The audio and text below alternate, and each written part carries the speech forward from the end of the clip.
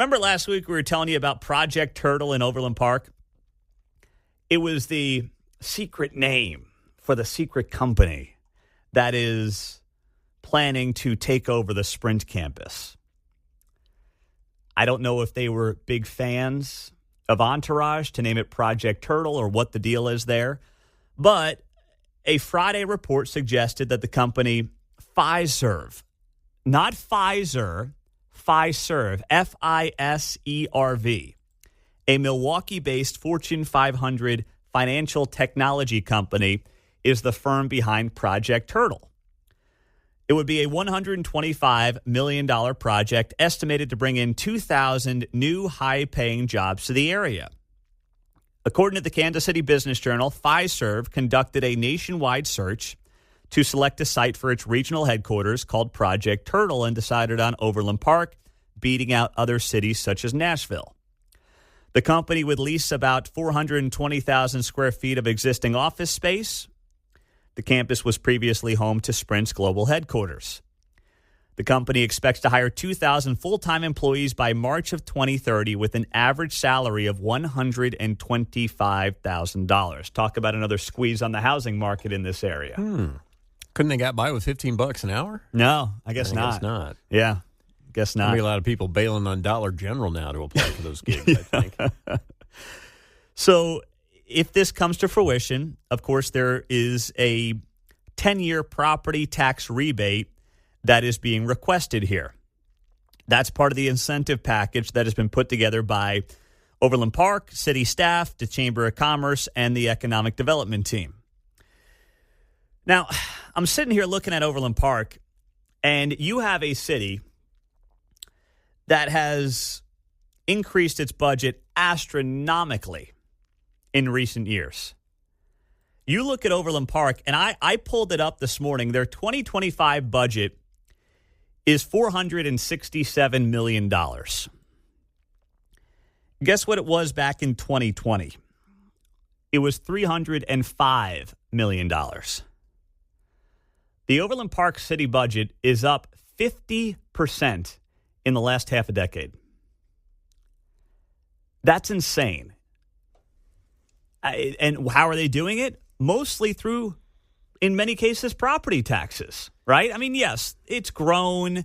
You get more sales tax dollars. One of the little-known secrets about inflation is that inflation going up actually helps out the government coffers, because if your fill in the blank that you buy in Overland Park goes up 20%, well, guess what? The sales tax revenue is up 20%. So I get it. They're getting more money into their coffers. But when you're a city that has seen a 55% increase in your budget over the last 5 years, I'm sorry, you're not being a good steward of the taxpayer dollars here, John. Well, it doesn't jibe with the pool closings in recent years. We can't afford to keep a pool open. I know. Yeah. What? Yeah. Wait a minute. That's what a good you're point. telling me now, I'm like, wait, what? Yeah. $304 million was the proposed budget for 2020. Now they're up to $467 million. And then saying to a company, come in here and we'll give you a property tax abatement for 10 years. I mean, how insulting is that to the homeowner in Overland Park? A company with, tens of billions of dollars in annual revenue, net income in the billions, saying, sure, here's a property tax rebate to a renter, when they have increased property taxes on residents astronomically over the last few years. I am but a simple man, but if that were an open field and you're building from scratch, maybe I could understand. Yes. This is already, what are we paying for, remodeling? Yeah, exactly. New cubicles? New paint on the walls? Exactly right.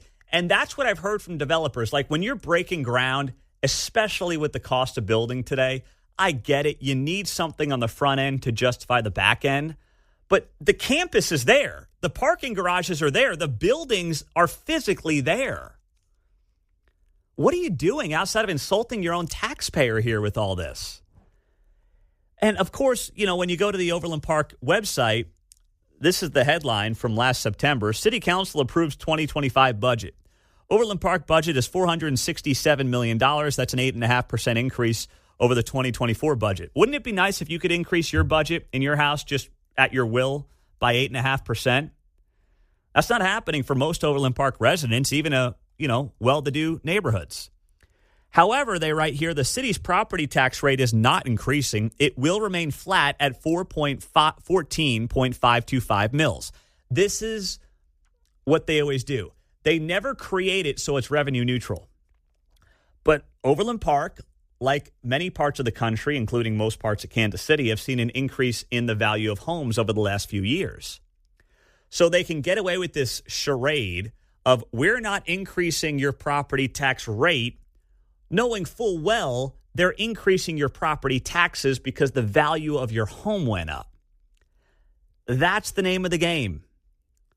What they should do is lower the mill to make it closer to revenue neutral, or at least only increase it, let's say, with the rate of inflation, which over the last year is what, maybe 3.5%, somewhere around there. They don't want to do that. That's how you end up with a city that has gone from a budget of $300 million half a decade ago to $468 million. Overland Park is on an unsustainable path with its spending. And as the second biggest municipality in the region, that matters. Even Kansas City isn't this dumb with its money over the last half a decade. And that is saying something. When Kansas City, Missouri, has arguably been more responsible with its own budget than Overland Park has been, you've got a problem in OP. And here's what's potentially on the verge of happening. Yes, of course, they can build, more apartments in every corner and redevelop and rezone and do all that. That is true. But if there ever is a housing downturn, and I don't think we'll ever see anything like 2008, at least not anytime soon, because there still is such demand for housing that even if there would be potential issues with the housing market, there is such a demand for first-time homeowners from first-time homeowners who are like millennials and Gen Zers right now, that this is not going to happen anytime soon, and it's never going to be like 2008. But if there is a downturn and people's property values go down, what does Overland Park then do? Are they going to increase the mill levy to maintain, at the very least, the property tax dollars that they have been taking from their residents? They may have to do it to keep up with their insane spending levels. And then in comes potentially Project Turtle, a.k.a. Fiserv, not Pfizer, Fiserv, a financial technology company, to take over Spring Campus. And they say, here's a property tax abatement. Wow. What a deal. I guess the only way to get a deal around Overland Park these days is if you're a Fortune 500 company. Otherwise, pound sand. That's the message. 913-408-7957 on KCMO Talk Radio 95.7 FM, streaming on the KCMO Talk Radio app as always. On the text line, Pete, preach. It's happening all over Johnson County. We, the taxpayer, are funding all this. No, you're right. I mean, it's not unique to Overland Park. They're just the worst abusers of this. But it is true that Olathe has got similar problems. Lenexa has similar problems. They are spending at levels that are unsustainable. And that's where the state could have stepped in here this past legislative session in a much more emphatic way and said enough's enough. And for whatever reason in Topeka, they couldn't get the big things done. But I'm sure the people running for governor in the legislature will tell you they did.